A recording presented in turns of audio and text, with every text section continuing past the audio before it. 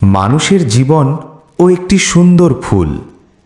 মানুষের জীবনকে অনেকভাবে ব্যাখ্যা করা যায়, কিন্তু একটি সুন্দর ফুলের সঙ্গে এর তুলনা বিশেষভাবে অর্থবহ।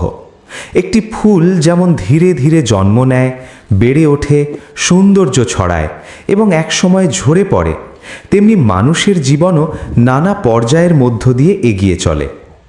একটি ফুলের জীবন শুরু হয় একটি ক্ষুদ্র বীজ থেকে। সঠিক পরিবেশ, আলো, পানি ও যত্ন পেলে সেটি অঙ্কুরিত হয়। মানুষের জীবনও তেমনি।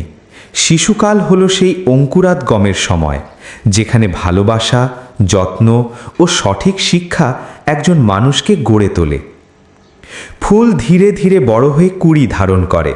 এই সময়টা তার বিকাশের গুরুত্বপূর্ণ ধাপ। মানুষের ক্ষেত্রেও শৈশব থেকে কৈশোর ও যৌবনে প্রবেশের সময়টি শেখা, অভিজ্ঞতা অর্জন এবং নিজেকে গড়ে তোলার সময়। একটি ফুল যখন পূর্ণ প্রস্ফুটিত হয়, তখন তার সৌন্দর্য চারপাশকে মুগ্ধ করে। মানুষের জীবনেও এমন একটি সময় আসে যখন তার প্রতিভা, জ্ঞান ও কর্মের মাধ্যমে সমাজে প্রভাব ফেলে। এই সময়টি জীবনের সবচেয়ে উজ্জ্বল অধ্যায়। ফুলের সৌন্দর্য চিরস্থায়ী নয়, কিছুদিন পরই তা ম্লান হয়ে যায়। মানুষের জীবনও সীমিত। এই ক্ষণস্থায়িত্ব আমাদের মনে করিয়ে দেয় যে সময়কে মূল্য দিতে হবে এবং প্রতিটি মুহূর্তকে অর্থবহ করে তুলতে হবে। ফুল ঝরে গেলেও তার বীজ রেখে যায়, যা ভবিষ্যতে নতুন ফুলের জন্ম দেয়।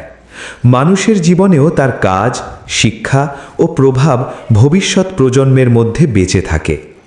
একটি সুন্দর ফুল ও মানুষের জীবনের মধ্যে গভীর মিল রয়েছে। উভয়ই জন্ম নেয়, বেড়ে ওঠে, সৌন্দর্য ছড়ায় এবং একসময় শেষ হয়ে যায়।